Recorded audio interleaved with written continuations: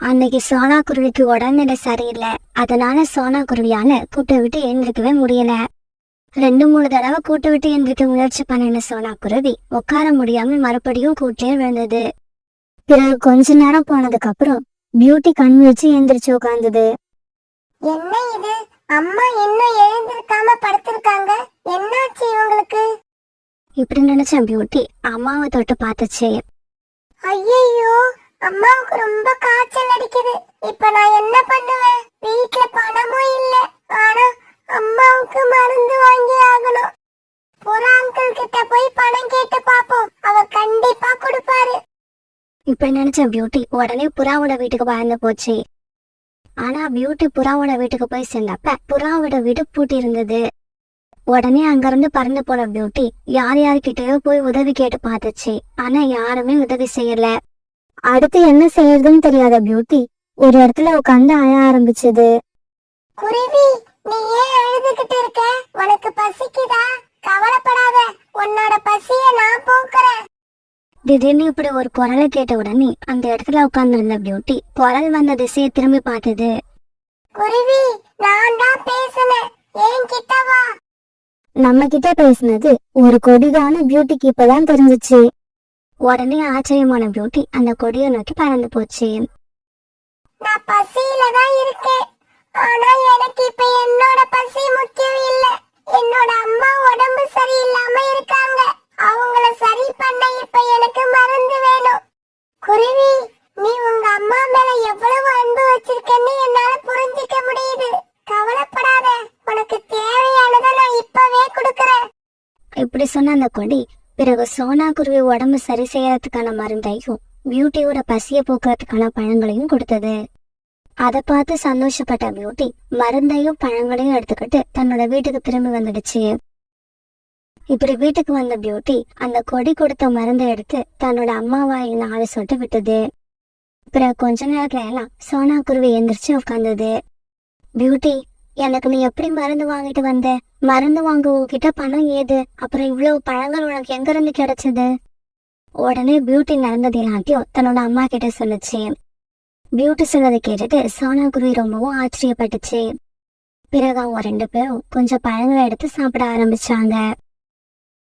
இப்படியே சில நாட்கள் நகர்ந்துச்சு. ஒரு நாள் சோனா குருவியோட வீட்டுக்கு ஒரு வயதான பறவை வந்தது. மகளே, எனக்கு ரொம்ப பசிக்குது, சாப்பிட ஏதாவது இருந்தா கொடு. சோனா குருவியும் பியூட்டியும் வீட்டுல இருந்த உணவை அப்பதான் சாப்பிட்டு முடிச்சிருந்தாங்க.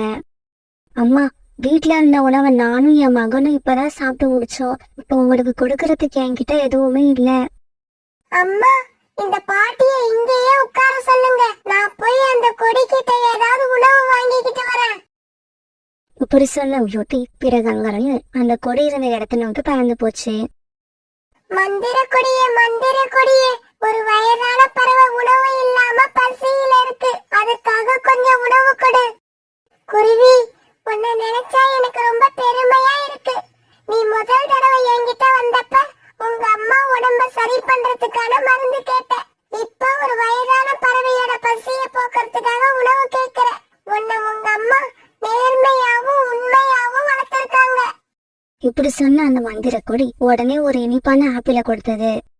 உடனே பியூட்டி அந்த ஆப்பிள எடுத்துக்கிட்டு தன்னுடைய வீட்டுக்கு பறந்து போச்சு. பிறகு பியூட்டி கிட்ட இருந்து ஆப்பிள வாங்கிட்டு அந்த வயதான பறவை சோனா குருவிக்கும் பியூட்டிக்கும் நன்றி சொல்லிட்டு அங்கிருந்து பறந்து போச்சு. சோனா குருவி வாழ்ந்த அதே காட்டுல காலுக்காவும் கோரிக்காவும் 2 காவல் வாழ்ந்து வந்தாங்க. அவங்க ரொம்பவும் பேராசை பிடிச்சவங்க. ஒரு நாள் கோரிக்காவத்தோட அம்மா ராத்திரி நேரத்துல அவங்க வீட்டுக்கு வந்தாங்க. அம்மா, என்ன விஷயம்? இந்த ராத்திரி நேரத்துல வந்திருக்கீங்க? இங்க பாரு கோரி, நான் வந்த விஷயத்த அப்புறம் சொல்றேன். இப்ப எனக்கு ரொம்ப பசிக்குது, ஏதாவது சாப்பிட கொடு. இங்க பாருங்க அத்தை, நாம ஒரு வீட்டுக்கு அன்டயத்துல போனோம்னா போறப்பவே ஏதாவது சாப்பிட்டுட்டு போயிடணும். சாப்பிடாம போய் அந்த வீட்டுல உள்ளவங்களை தொந்தரவு பண்ண கூடாது. காலுஜி, நீங்க பேசாம இருங்க. அம்மா, நம்ம வீட்டுல சாப்பிட எதுவும் இல்ல, அதனால நான் உங்களை பட்னியா விட்டுற மாட்டேன். கொஞ்ச நேரம் பொறுங்க, நான் போய் சோனா குருவி வீட்டுல ஏதாவது வாங்கிக்கிட்டு வரேன். இப்படி சொன்ன கோரி உடனே சோனா குருவி வீட்டுக்கு பறந்து போச்சு. அந்த ராத்திரி நேரத்துல சோனா குருவி வீட்டுல சாப்பிட எதுவுமே இல்ல. பியூட்டி கோரி ஆண்டிய கூப்பிட்டுக்கிட்டு அந்த மந்திர கொடிக்கிட்ட போய் ஏதாவது உணவு வாங்கி கொடுத்து அனுப்பு. சோனா குருவி இப்படி சொன்னாலும் பியூட்டி கோரிக்காகத்தை அழைச்சிக்கிட்டு அந்த மந்திர கொடி இருக்கிற இடத்த நோக்கி பறந்து போச்சு. மந்திர கொடியே, இந்த கோரி ஆண்டியோட அம்மா ரொம்ப பசியில இருக்காங்க. அவங்களுக்காக கொஞ்சம் உணவு கொடு. உடனே அந்த மந்திர கொடி தன்னோட மந்திரத்தால ஒரு தட்டு நிறைய உணவு வர வச்சு கொடுத்தது. அத பார்த்த கோரிக்காக ரொம்பவும் ஆச்சரியமாயிடுச்சு. கோரி ஆண்டி, ஏன் வாயை திறந்துகிட்டு உட்கார்ந்திருக்கீங்க? இந்த உணவை எடுத்துக்கிட்டு சீக்கிரமா போய் உங்க அம்மா கிட்ட கொடுங்க. உடனே கோரிக்காக உணவு எடுத்துக்கிட்டு தன்னோட வீட்டு நோக்கி பறந்து போச்சு. கோரிக்காகம் கொண்டு வந்து கொடுத்த உணவை சாப்பிட்டு முடிச்சுட்டு கோரிக்காகத்தோட அம்மா படுத்து தூங்க ஆரம்பிச்சாங்க. ஆனா கோரிக்காகத்துக்கு தூக்கமே வரல. பாதி ராத்திரியில காலுக்காகத்தை எழுப்பி நல்லது எல்லாத்தையும் சொல்ல ஆரம்பிச்சது. கோரி, அப்படின்னா விடிஞ்சதும் முதல் வேலையா நாம அந்த மந்திர கொடி கிட்ட போறோம். நமக்கு தேவையானது எல்லாத்தையும் கேட்டு வாங்குறோம். மறுநாள் பொழுது விடிஞ்சிச்சு. அன்னைக்கு காலையில சீக்கிரமா எழுந்திரிச்ச காலுக்காகவும் கோரிக்காகவும் அந்த மந்திர கொடி இருக்கிற இடத்த நோக்கி பறந்து போனாங்க.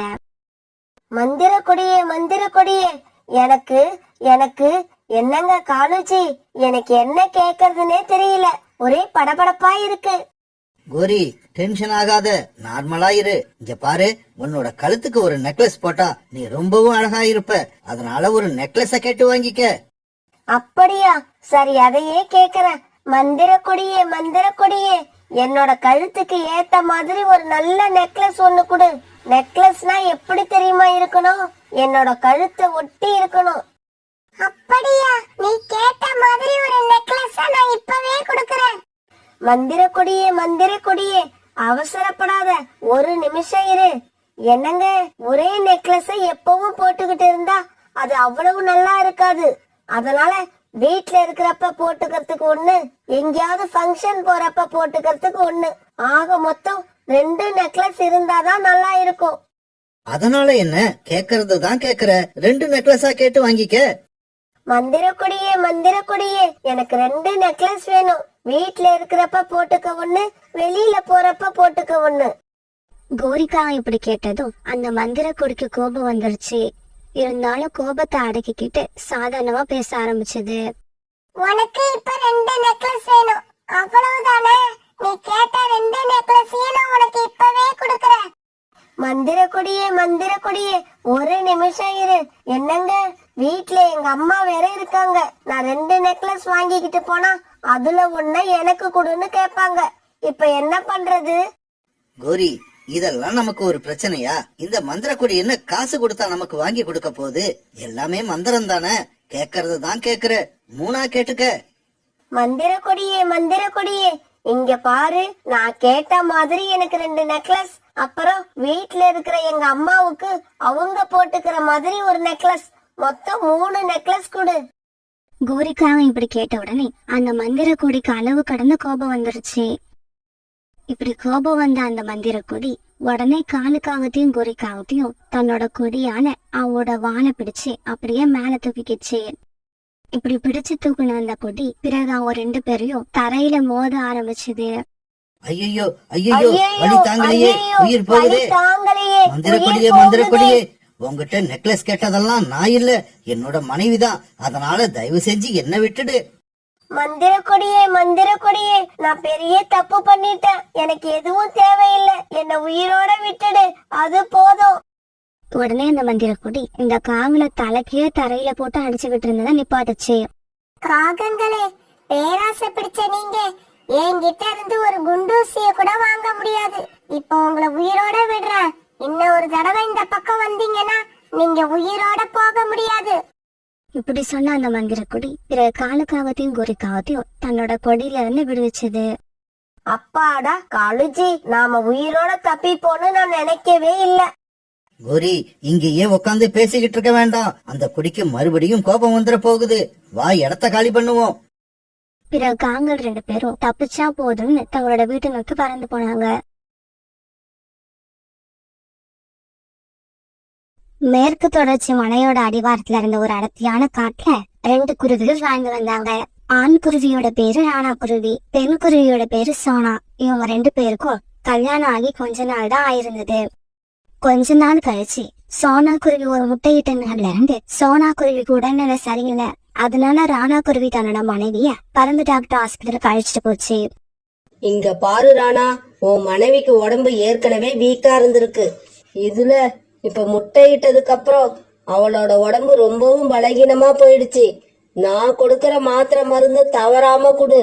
அப்புறம் 6 மாசத்துல இருந்து 1 வருஷம் வரைக்கும் சோனா எங்கேயும் போகாம எந்த வேலையும் பார்க்காம நல்லா ரெஸ்ட் எடுக்கணும். டாக்டர் இப்படி சொன்னதை கேட்ட உடனே ராணா மனசுல குழப்பம் வந்துருச்சு. நான் வீட்டு வேலைய பாப்பனா இல்ல வேலைக்கு போய் சம்பாரிச்சுக்கிட்டு வருவேனா? எனக்கு என்ன பண்றதுன்னே தெரியல. அந்த குழப்பத்தோடயே ராணா குருவி சோனா குருவி வீட்டுக்கு அழைச்சிட்டு வந்தது. கோரி, ராணாவோட வீடு ரொம்பவும் அழகா இருக்குல்ல? எனக்கும் இதே மாதிரி ஒரு வீடு கட்டணும்னு ரொம்ப நாளா ஆசை. எவ்வளவு அழகா வீடு கட்டி என்ன புண்ணியம்? ராணாவுக்கு வாழ்க்கையில நிம்மதி இல்ல. அப்படியா? ராணாவுக்கு என்ன ஆச்சு? காலுஜி, உங்களுக்கு விஷயமே தெரியாதா? சோனா குருவியோட உடம்புல கல்யாணத்துக்கு முன்னாடி இருந்து ஏதோ நோய் இருக்குதாம். அது என்னமோ படுத்த படுக்கையில தான் இருக்கணும்னு டாக்டர் சொல்லிட்டாங்களாம். ராணா குருவிய பார்க்க அழகா இருக்கு, கை நிறைய சம்பாதிக்குது. இருந்தாலும் என்ன பண்றது, வாழ்க்கையில நிம்மதியே இல்ல. இவங்க இப்படி பேசிக்கிட்டு இருக்காப்ப அந்த பக்கமா ராணா குருவி வந்தது. ராணா, ராணா, ஒரு நிமிஷம் இங்க வா. உன்கிட்ட ஒரு முக்கியமான விஷயம் பேசணும். இங்க பாரு, நான் நேத்துதான் சோனா குருவி பத்தி எல்லா விஷயத்தையும் கேள்விப்பட்டேன். பாவம், நீ இப்பதான் கல்யாணம் பண்ணன, அதுக்குள்ள உன்னோட வாழ்க்கையில சந்தோஷம் இல்லாம போயிடுச்சு. அப்படியெல்லாம் இல்ல. இன்னொரு 6 மாசம் போயிடுச்சுன்னா என் வாழ்க்கையில மறுபடி சந்தோஷம் வரும். ஐயோ ராணா, டாக்டர் சொல்றதையெல்லாம் நம்பாத. அவங்க ஒரு ஆறுதலுக்கு அப்படிதான் சொல்லுவாங்க. நான் சொல்றதை கேளு. எனக்கு தெரிஞ்சு நம்ம காட்டோட வலது பக்கம் போனீங்கன்னா ஒரு பெரிய புளிய மரம் ஒண்ணு வரும். அந்த மரத்துல ஒரு அழகான குருவி ஒண்ணு வாழ்ந்து வருது. அதுக்கு இன்னும் கல்யாணம் ஆகல. அதுகிட்ட போய் நேரா பேசு. பக்கத்து காட்டுல அதுக்கு சொந்தமா ஒரு வீடும் இருக்கு. ஏற்கனவே மனசு குழப்பமா போயிருந்த ராணா குருவி கோரிக்காவை சொன்னதை கேட்டதும் நேரா அந்த புளிய மரத்தை நோக்கி பறந்து போச்சு. கோரிக்காவை சொன்ன மாதிரி அந்த குருவி ஆரஞ்சு கலர் அட்டையோட பார்க்க ரொம்ப அழகா இருந்தது. அந்த குருவிய பார்த்த உடனே ராணா தன்னோட மனைவி, வீடு, அப்புறம் முட்டை இப்படி எல்லாத்தையும் மறந்து போயிடுச்சு. 2 பேரும் கொஞ்ச நேரம் பேச ஆரம்பிச்சாங்க. பிறகு கொஞ்ச நேரத்துல அந்த குருவி ராணாவை கூப்பிட்டுக்கிட்டு தன்னோட காட்டை நோக்கி பறந்து போயிடுச்சு. ஐயோ, இப்படி பறந்து போறத காணுக்காகவும் கோரிக்காகவும் ஒரு இடத்துல இருந்து பார்த்தாங்க.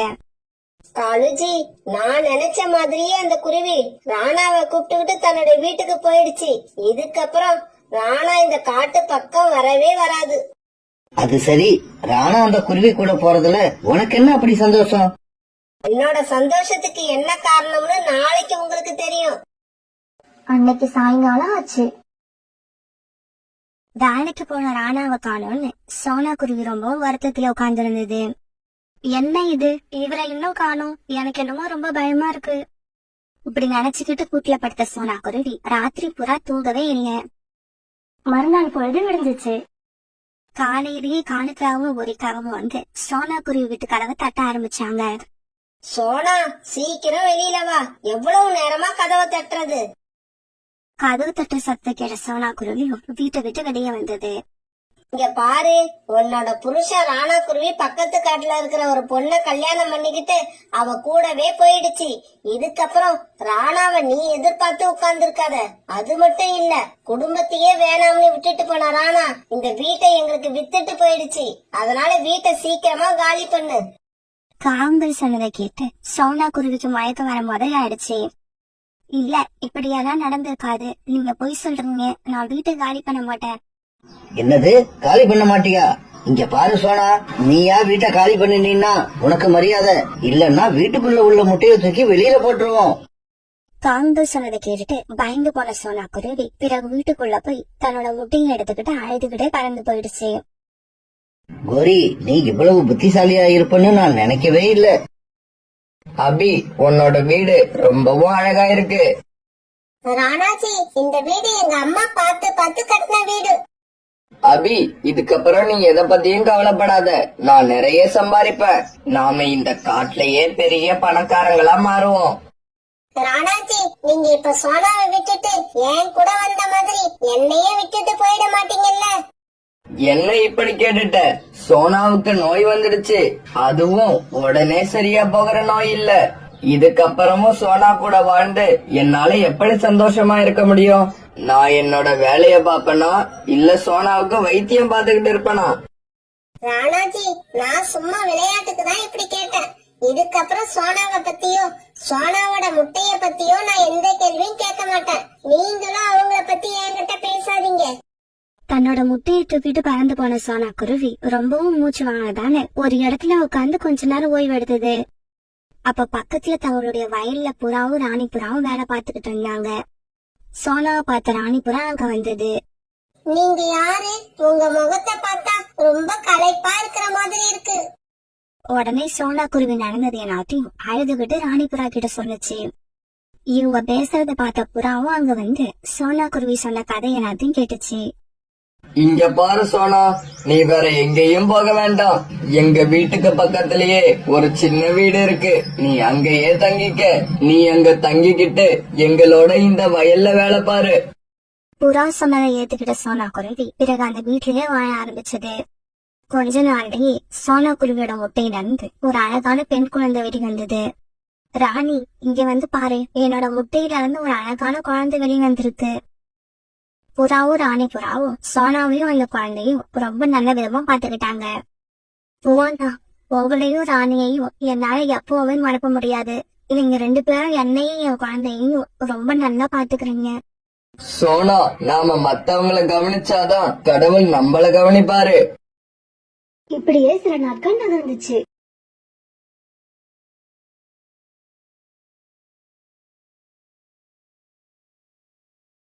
இப்ப பியூட்டி பெருசா வளர்ந்து நல்லா பறக்க ஆரம்பிச்சிடுச்சு.